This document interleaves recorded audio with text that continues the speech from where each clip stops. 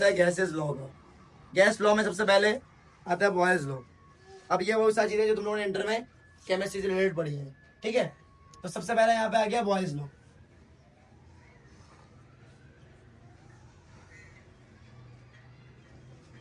Boys law क्या कहता है? हाँ भाई, अगर हम बॉयज लॉ की बात करें तो बॉयज लॉ कहता है कि volume is inversely proportional to pressure. अगर मैं वॉल्यूम को बढ़ाता हूं तो प्रेशर मेरे पास कम हो जाता है, ठीक है। Volume is inversely proportional to pressure. सबसे आसान तरीका है इसकी स्टेटमेंट को याद करने का, आपके पास एक फॉर्मूला आता है, उसका नाम है PV is equal to NRT. इसमें पी कहते हैं प्रेशर को, इसमें वी कहते हैं वॉल्यूम को, इसमें एन कहते हैं मोल्स को, इसमें आर कहते हैं यूनिवर्सल गैस कांस्टेंट को, इसमें टी कहते हैं टेम्परेचर को। अब यहाँ पे मेरे पास दो चीजें यूज हो रही है, एक है वॉल्यूम और एक है प्रेशर। क्या क्या नहीं है? एक आर नहीं है और टी भी नहीं है। तो इसकी स्टेटमेंट क्या होगी कि भाई बॉयज लॉ कहता है, according to Boyle's law the volume of a gas is inversely proportional to pressure at constant temperature. Temperature क्या होना चाहिए? कांस्टेंट। तो ये बात आपको पता होनी चाहिए, ये फॉर्मूला जब होगा जब टेम्परेचर क्या हो, एट कांस्टेंट टेम्परेचर। अगर इसकी हम एग्जांपल को देखें कि अगर ऐसा होता है नहीं होता, तो volume is inversely proportional to क्या है? प्रेशर। इसका मतलब ये कि अगर मैं वॉल्यूम बढ़ाऊंगा तो प्रेशर कम हो जाएगा, और अगर वॉल्यूम कम करूंगा तो प्रेशर बढ़ जाएगा। ये एक सिलेंडर है, इसके अंदर यहाँ पर ये पिस्टन लगा हुआ है, सही है। ये आपका पिस्टन है और सारे जो गैस के पार्टिकल्स हैं वो यहाँ नीचे मौजूद है, सही है भाई। इसका मतलब कि ये यहां से लेकर यहां तक ये इसका वॉल्यूम है। वॉल्यूम कहते हैं गैस में वो जगह जो मॉलिक्यूल जगह घेरे, उसको वॉल्यूम कहते हैं। वॉल्यूम क्या है? Occupy space. जहां पार्टिकल्स स्पेस को ऑक्यूपाई करेंगे वो जगह वॉल्यूम कहलाएगी। तो ये वॉल्यूम है। अब इसका कोई ना कोई अंदर प्रेशर भी मौजूद होगा, हमें नहीं पता वो कितना है। अब मैं क्या करता हूँ, मैं ऊपर से कोई ना कोई फोर्स अप्लाई करता हूँ और वॉल्यूम को मैं कम करता हूँ। अगर मैं वॉल्यूम को कम करूंगा तो मेरे पास जो पिस्टन है वो कुछ इस तरह से आ जाएगा नीचे। जब नीचे आ गया तो सारे के सारे जो मॉलिक्यूल्स के पार्टिकल्स हैं कितने हो गए? गैस के जो पार्टिकल्स हैं वो क्या हो गए? आपस में कंप्रेस्ड हो गए, ऐसा ही है। सारे क्या हो गए? करीब करीब आ गए, सही है भाई। अब मैंने वॉल्यूम क्या कर दिया? कम कर दिया। अब मुझे बताओ इस जगह प्रेशर ज्यादा होगा या इस जगह पे? पार्ट ए में होगा या पार्ट बी में? बी। हाँ भाई, बी में होने की वजह क्या है कि उसके पास वॉल्यूम कम है। तो ये इसकी एग्जांपल है कि volume is inversely proportional to pressure. जब भी मैं वॉल्यूम को कम करूंगा तो प्रेशर मेरा बढ़ जाएगा, क्लियर है। और ये बात याद रखो कि इसके अंदर कांस्टेंट क्या होता है? टेम्परेचर होता है। अगर मैं इसमें से प्रोपोर्शनलिटी हटाता हूँ, जब भी प्रोपोर्शनलिटी हटेगी तो एक कांस्टेंट आता है। यहाँ कांस्टेंट आता है V इज इक्वल टू के, और नीचे कितना आ गया? P। इसको वहां भेजो तो P V is equal to कितना हो गया? के। क्लियर है? मतलब P और V को अगर मैं मल्टीप्लाई करूंगा तो आंसर क्या आएगा? कांस्टेंट आएगा। अब मैं P1 V1 को करूं मल्टीप्लाई तब भी क्या आएगा, ठीक है भाई। अगर मैं P2 V2 को करूं मल्टीप्लाई तब भी क्या आएगा। डिफरेंट केसेस को यूज कर लो। तो अगर कांस्टेंट आपस में बराबर ही आ रहा है तो एक और नया फॉर्मूला आ गया, P1 V1 is equal to P2 V2। ये आपका न्यूमेरिकल में यूज हो रहा होता है, ठीक है भाई। इसको कहते हैं बॉयज लॉ। यहाँ पर बुक के अंदर इसके अंदर इसके एक ग्राफ भी बना हुआ है। अगर वो ग्राफ है कोई मसला है तो पूछ लो। वो भी ग्राफ में सिंपल एक हॉरिजॉन्टल जो लाइन है वो स्ट्रेट जा रही है, इस तरह का ग्राफ बना हुआ है। यहाँ P है और यहाँ 1/V है, सही है। अगर आप इस ग्राफ को थोड़ा बहुत समझो, एक पॉइंट पे समझ लो, बस 2 पॉइंट पे। एक पॉइंट ये रहा और एक पॉइंट ये रहा, सही है। मुझे बताओ इस पॉइंट पर मैं बात करता हूँ यहाँ पे, तो प्रेशर लेट्स सपोज 1 है, सही है। बारे में सुन लो भाई। और इस पॉइंट पे प्रेशर 5 है, एग्जाम्पल सपोज कर लो, मगर यहाँ पे वॉल्यूम कितना है 1 है, मगर यहाँ पे ये कितना है, अगर ये 5 गुना बढ़ रहा है तो ये 5 गुना भी कम तो होगा, मगर वैल्यू उसकी 1 में रेसिप्रोकल होगा। अगर ये 5 गुना बढ़ रहा है तो ये 5 गुना कम होगा, क्योंकि ये वैल्यू 1 में दी हुई है। ठीक है, 1 गुना बढ़ रहा है तो 1 गुना कम होगा। तो ये आपस में इस रिलेशन, जो पॉइंट निकालोगे वो पॉइंट निकल जाएगा। यहाँ पर अगर मैं पॉइंट सपोज करता हूँ इधर लेकर आता हूँ, यहाँ लेट सपोज 3 है तो यहाँ क्या आएगा 1/3 आएगा। 1/3 का मतलब क्या है, अगर ये 3 गुना बढ़ेगा ये 3 गुना कम हो जाएगा। इसको बोलते हैं बॉन्स लॉ। कि ग्राफ आपको पता होना चाहिए, ग्राफ की जो ग्राफिकल रिप्रेजेंटेशन है ये भी पेपर में अगर बनाने के लिए आ जाए तो हमें बनानी आनी चाहिए। क्लियर है भाई, बोलो सही है। अच्छा, नेक्स्ट टॉपिक आपका आ जाता है चार्ल्स लॉ।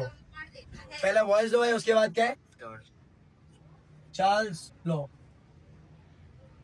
चार्ल्स लॉ क्या कहता है, चार्ल्स लॉ के फॉर्मूले के अंदर लिखा हुआ है कि भाई according to Charles law volume is directly proportional to absolute temperature at constant क्या, अरे क्या कह रहे हो, प्रेशर। कह रहे भाई सही। अगर इसकी बात करें कि ऐसा हो सकता है, नहीं हो सकता। पहला एग्जांपल समझ लो, अगर मेरे पास 2 सिलेंडर है और दोनों सिलेंडर के अंदर एक पिस्टन यहाँ पे लगा हुआ है, दूसरे की बात नहीं अभी कम करते हैं, ये पिस्टन आ गया सही है, और पिस्टन में यहाँ सारे गैस के मॉलिक्यूल्स हैं या पार्टिकल्स है। ठीक है, इसका इतना वॉल्यूम मौजूद है और इसके अंदर कोई ना कोई टेम्परेचर भी होगा। अब अगर मैं दूसरी फिगर की बात करूं, ये ए हो गई और ये बी हो गई। इस वाली फिगर के अंदर अगर मेरे पास मैं नीचे से हीट देना स्टार्ट करूं तो इसका मतलब मैं टेम्परेचर क्या कर रहा हूँ, बढ़ा रहा हूँ। पिस्टन आपका मूवेबल था तो हीट जब दूंगा, इस जगह पे मैं हीट अगर दूं, इधर मत दो, इधर अगर मैं हीट दूं तो टेम्परेचर क्या होगा, बढ़ेगा, बढ़ना स्टार्ट करेगा। ये जितने ही मॉलिक्यूल्स हैं ये ऊपर पिस्टन को मूव करवाना स्टार्ट करेंगे और थोड़ी देर बाद एक न्यू कंडीशन आएगी जिससे पिस्टन ऊपर हो चुका होगा, जाहिर है मॉलिक्यूल ऊपर कर रहे हैं। ये आप सिंपल अपने घर के अंदर करते हो। प्रेशर कुकर की एग्जांपल लो, प्रेशर कुकर में क्या होता है, ऊपर से कैप रख देते हो और नीचे चूल्हा खोल दिया आपने। अब टेम्परेचर जैसे बढ़ना स्टार्ट करेगा तो क्या होगा, चीजें ऊपर आती है तो वो प्रेशर बढ़ता है ना अंदर से, तो वो क्या करता है, वो सीटी बजना स्टार्ट हो जाती है। प्रेशर कांस्टेंट कैसे हुआ है, प्रेशर बढ़ रहा है क्योंकि मैं ऊपर वो नहीं रख रहा। अगर आप प्रेशर कुकर की बात करते हो तो ऊपर कैप रखते हो आप, ठीक है ना, यहाँ पिस्टन मूवेबल है सही है। मैं तुम्हें एग्जांपल दूं, अगर मैं इसके ऊपर कोई ना कोई सामान रख दूं सही है, तो फिर नीचे अब क्या होगा, अब ये पिस्टन ऊपर ही नहीं जा रहा। अब अगर ऊपर नहीं जा रहा तो पिस्टन ऊपर नहीं हो रहा और मॉलिक्यूल्स ऊपर फेंके जा रहे हैं उसको, तो प्रेशर अंदर बढ़ता जाएगा बढ़ता जाएगा बढ़ता जाएगा। हमें प्रेशर क्या रखना है, कांस्टेंट। तो हमने क्या करा, पिस्टन के ऊपर कोई चीज नहीं रखी, बल्कि पिस्टन क्या है, मूवेबल था। जैसे ही मॉलिक्यूल्स ने इसको ऊपर करा, ये आराम से क्या हो गया, ऊपर हो गया। प्रेशर जितना यहाँ था उतना ही यहाँ पर रहा। ठीक है, बस फर्क क्या हुआ कि जब मैंने टेम्परेचर बढ़ाया तो वॉल्यूम मेरा यहाँ से इतना हो गया। तो इसको बोलते हैं चार्ज लॉ। बात समझ आ गई, प्रेशर किस तरह कांस्टेंट होगा, कि पिस्टन मेरे पास मूवेबल है। अगर ऊपर सामान रख दोगे तो प्रेशर बढ़ेगा, सही है ना, मगर हमने ऐसा कुछ नहीं करा, बल्कि एज इट इज वो ऊपर चला गया। तो इसको बोलते हैं चार्ज लॉ। इसमें भी जब भी प्रोपोर्शनलिटी कांस्टेंट आएगा तो यहाँ हो जाता है V इक्वल टू KT। इसको यहाँ पे जो V/T किसके बराबर होता है, K के। इसी तरह V1/T1 बराबर है K के और V2/T2 बराबर है K के। तो V1/T1 किसके बराबर हो गया, V2/T2 के। इसको बोलते हैं चार्ल्स लॉ। इसका फॉर्मूला पेपर में आ जाता है जो आपके काम होगा। ठीक है भाई, इसका भी एक ग्राफ बना हुआ है चार्ल्स लॉ का, वो भी देख लो। राइट साइड पे ग्राफ बना हुआ है और उस ग्राफ के अंदर एक और काम का टॉपिक है, वो भी समझ लो। देखो इन्होंने ग्राफ ने इस तरह बनाया है, ये वाला जो लास्ट वाला ग्राफ बना वो इस तरह बना है, सही है भाई। और ग्राफ के अंदर हॉरिजॉन्टल एक्सिस पे क्या है, टेम्परेचर है, और वर्टिकल एक्सिस पे क्या है, वॉल्यूम। मुझे बताओ इस पॉइंट के ऊपर टेम्परेचर कितना है,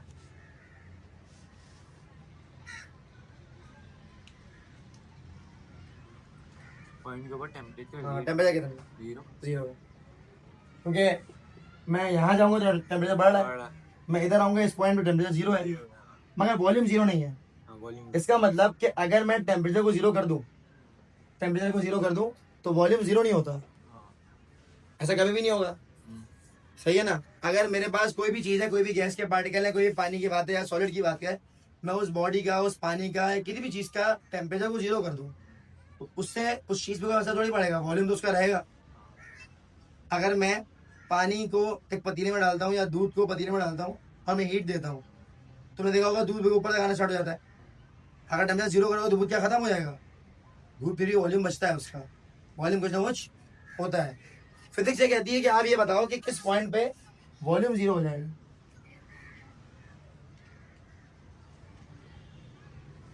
वो कहती है वॉल्यूम किस पॉइंट पे 0 होगा? टेम्परेचर ज़्यादा हो गया है। ज़्यादा पे तो वॉल्यूम बढ़ रहा है ना। अगर तुम लकड़ी को या किसी भी चीज़ को, सॉलिड को हीट करोगे तो लोहा क्या होता है? एक्सपैंड होना स्टार्ट होता है। ये कह रहे हैं 0 कब होगा? टेम्परेचर कम करेंगे। अब होता क्या है कि इस पॉइंट पे मैं पीछे आता हूँ, तो इस पॉइंट पर मेरा वॉल्यूम 0 होता है। ग्राफ तो ये कह रहा है, सही है ना। वॉल्यूम ऊपर क्या हो रहा है? बढ़ रहा है, नीचे क्या हो रहा है? कम हो रहा है। इस पॉइंट पे वॉल्यूम क्या हो गया? 0।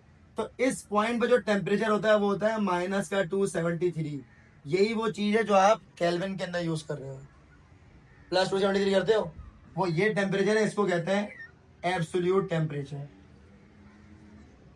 अगर कोई मसला है तो पूछ लो। सही है भाई, कोई सवाल है यहाँ तक तो पूछ लो। इस टेम्परेचर का नाम है -273 और एवोगैड्रोस लॉ अब नेक्स्ट होगा। बोलो भाई, कल जाके दोबारा पढ़ोगे? आगे बताऊं? ये वीडियो कब तक आएगी? अभी कर दूंगा मैं अपलोड। आगे बताऊं? अब आपका जो नेक्स्ट टॉपिक है उसका नाम है एवोगैड्रोस लॉ। क्या नाम है भाई? Avogadro's law.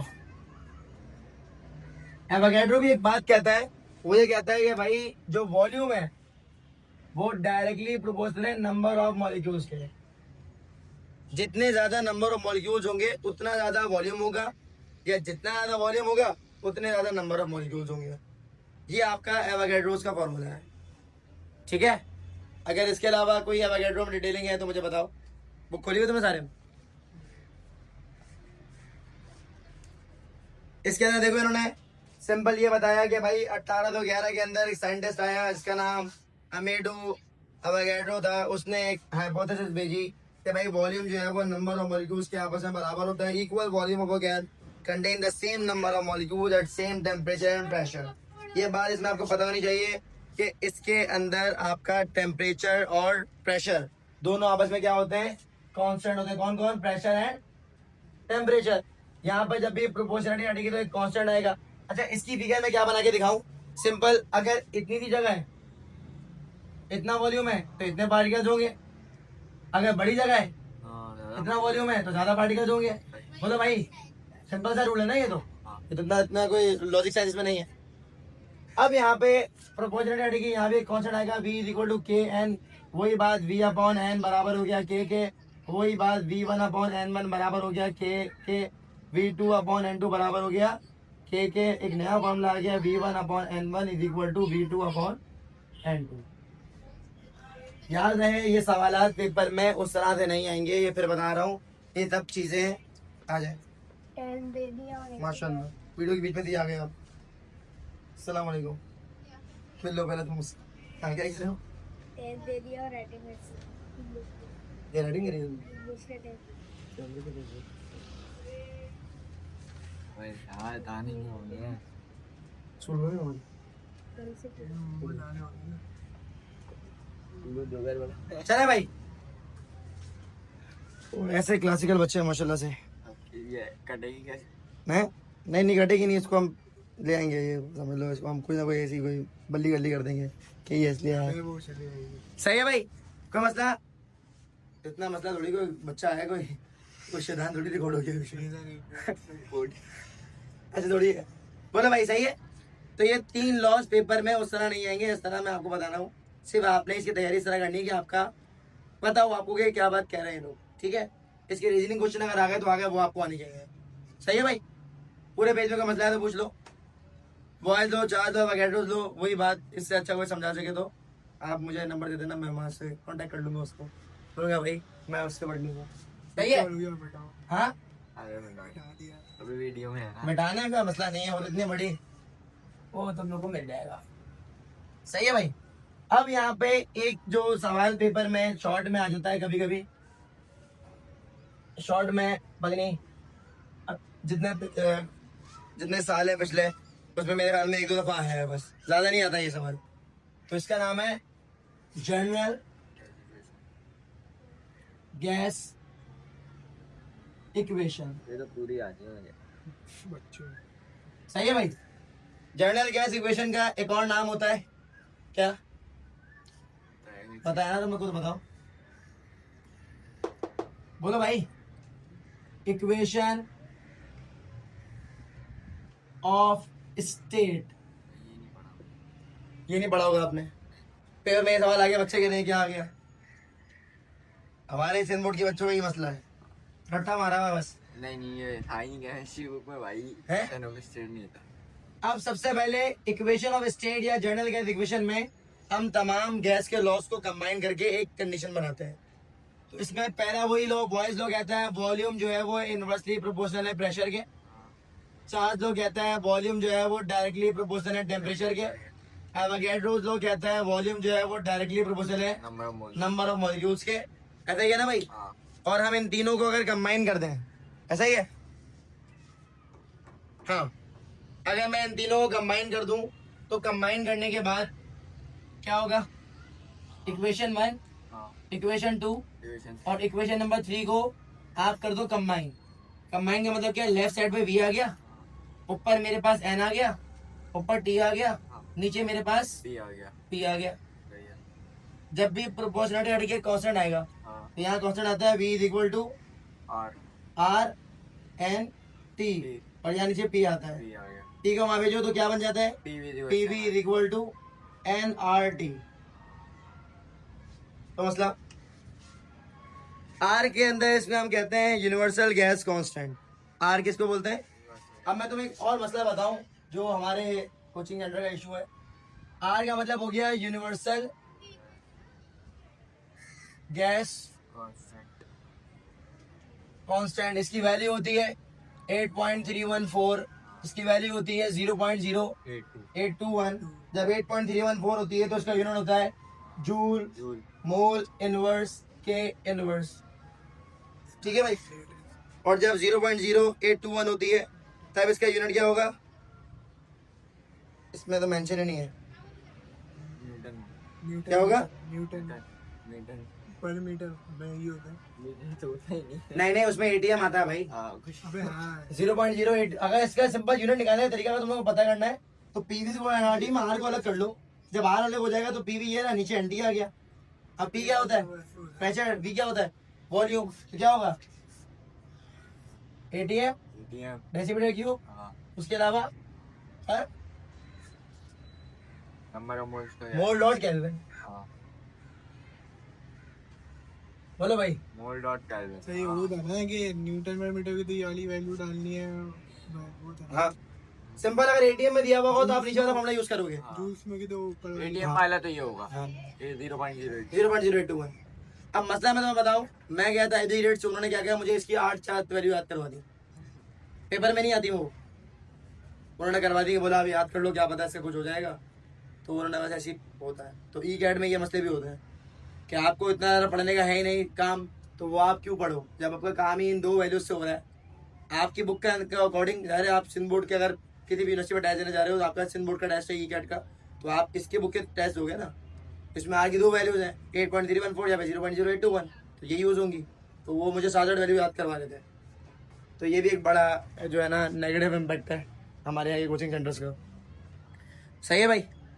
यहाँ तो कोई सवाल है तो पूछ लो, उसके बाद एक न्यूमेरिकल आ गया 15.2 15.3, तो वो फिर मैं कराना स्टार्ट करूँ। सही है। टाइम कितना रहेगा, 10 मिनट। हाँ हो जाएगा। बताना भाई सवाल। इस सवाल में लिखा हुआ है 15.2 के अंदर a cylinder consist of a 0.80 decimetre cube of nitrogen gas, pressure of 1.2 atmosphere, a piston slowly starts compressing the gas of a pressure 6.0 atm. The temperature of a gas remains constant. Calculate the final volume. ठीक है, देख लो भाई सवाल क्या कह रहा है. 15.2 है ये. सबसे पहले गिवन आएगा, उसके बाद रिक्वायर्ड आएगा, उसके बाद फॉर्मूला आएगा, और यहां से फिर आपका क्या आ जाएगा, सॉल्यूशन. ठीक है भाई. इसमें कह रहा है एक सिलेंडर है, उसके कंटेन कर रहा है 0.80 decimetre cube of nitrogen gas, उसका प्रेशर दिया हुआ 1.2. ये आपका आ गया सिलेंडर, और इस सिलेंडर के अंदर कौन सी गैस है, नाइट्रोजन. सही है भाई, इसके अंदर नाइट्रोजन गैस मौजूद है, और कितनी है, इसका वॉल्यूम लेट सपोज दिया हुआ है 0.80 डेसीमीटर क्यूब, और इसका जो प्रेशर दिया हुआ है वो दिया हुआ है 1.2 atm. सही है. अब कह रहे हैं अब piston slowly start compressing the gas of a pressure 6.0 atm. आपने क्या करा, ये पिस्टन है, इस पिस्टन को नीचे करना स्टार्ट करा, कंप्रेस करना स्टार्ट करा. कंप्रेस करते करते इतना कंप्रेस कर दिया कि पिस्टन की जो नई कंडीशन है वो कुछ इस तरह से हो गई. ये पिस्टन नीचे आ गया, इतना नीचे हो गया. अब जाहिर है इसका जो प्रेशर होगा, मॉलिक्यूल सारे करीब करीब आ गए, तो इसका जो प्रेशर है वो कितना हो गया, प्रेशर दे दिया P2, ये P1 दिया हुआ है, ये P2 दे दिया, कितना P2 दिया हुआ है 6.0 atm. कह रहे हैं इसका वॉल्यूम बताओ कितना होगा. कोई मसला है तो पूछ लो. इसमें P1 दिया हुआ है, P2 दिया हुआ है और V1 दिया हुआ है, V2 निकालना. ठीक है भाई, सिंपल आपने फॉर्मूला अप्लाई करना. अगर मैं गिवन लिखूं तो गिवन मुझे P1 दिया हुआ है 1.2 atm, तो ये V1 इसके अलावा मुझे V1 दिया हुआ है कितना 0.80 डेसीमीटर क्यूब. रिक्वायर्ड के अंदर मुझे निकालना क्या है, मुझे P2 भी दिया हुआ है, V2 भी दिया कितना 6.0 ATM. atm, और वॉल्यूम V2 मुझे निकालना है, तो V2 is equal to question mark हो गया. फॉर्मूला आपको क्या होता है, P1 V1 is equal to P2 V2. इसके अंदर मुझे V2 निकालना है, तो V2 यहाँ रहने दो, P2 क्या हो जाएगा डिवाइड, तो यहाँ हो जाएगा P1 V1 divided by P2. P1 कितना है, P1 दिया हुआ है 1.2, V1 दिया हुआ है 0.80, और P2 कितना दिया हुआ है 6.0. इसको सॉल्व करो, आंसर कितना आ रहा है, इसका आंसर दिया हुआ है बुक के अंदर 0.16 डेसीमीटर क्यूब. तो इसका वॉल्यूम इतना कम हो गया. सही है भाई, बोलो. अब अगर मैं 0.16 की बात करूं और 0.80 की बात करूं तो कितना गैप नजर आ रहा है तुम्हें इसमें, हाफ. 16 और 16 32, 32 और 16 48, 48 और 16 48 और 16 64, 64 और 16 80. तो 0.16 को अगर 5 मल्टीप्लाई करो तो कितना आएगा, 0.80. यही आंसर आएगा. हाँ. तो इसमें आंसर भी मौजूद है, रिजल्ट भी मौजूद है. रिजल्ट में कह रहे हैं the volume of the gas is reduce to 0.16 decimetre cube is the 1/5 of the original volume. ये ओरिजिनल वॉल्यूम कितना हो गया, 1/5 हो गया. मतलब जो भी इसका ओरिजिनल वॉल्यूम है उसका 5 गुना ये कम हो गया. ठीक है, और pressure increase by factor of 5. ऐसा क्यों हुआ, अगर ये 5 गुना कम हुआ तो उसका रीजन क्या है, कम हुआ ना, प्रेशर लगा ना. देखो वॉल्यूम 5 गुना कम हुआ है, हाँ, तो बॉयज के मुताबिक प्रेशर 5 गुना बड़ा. बड़ा भी होना चाहिए. ऐसा ही है ना, हाँ. यहाँ प्रेशर कितना है 1.2, 1.2. मतलब 12 है. हाँ. 12 5 जा 6. 60. ये प्रेशर 5 गुना बड़ा है, हाँ, तभी तो वॉल्यूम 5 गुना कम हुआ है. हाँ. तो ये रिजल्ट आपको पता होना चाहिए इसका. यहीं तक रखते हैं, कोई मसला है तो पूछ लो, कोई सवाल है या अकाउंट मैनेजर वो भी करा देता हूँ ताकि 15.3 तक काम हो जाए तुम लोगों का. हाँ ये भी आसान है, ये भी कर लो. मैंने कभी कर. हाँ मैनेजर आसान है ना, यस.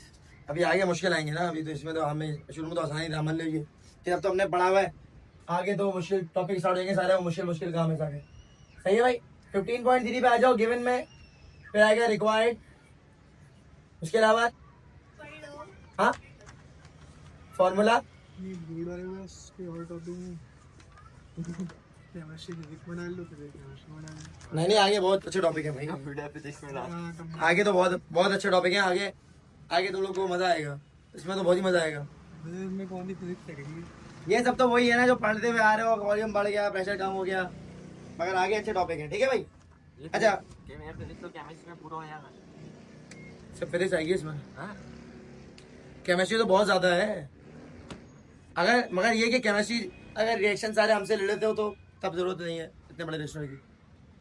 अगर रिएक्शन लिखने स्टार्ट करते हो ना, सिर्फ हर चैप्टर के रिएक्शन सारे स्ट्रक्चर, तो बहुत काम है। सही है। मैथ है ना कल? साइंस की कल मैथ।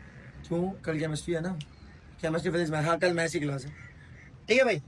अब देखो यहाँ पर लिखा हुआ find the mass of the air in the car tyre.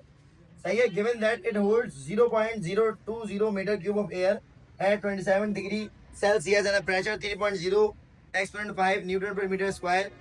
The molecular mass of air is 28.8। अभी एक बात कर रहे हैं टायर की, सुन लो भाई। भी है घर में मंगवाई इसमें। इस टायर के अंदर सबसे पहले आपको निकालना है मास।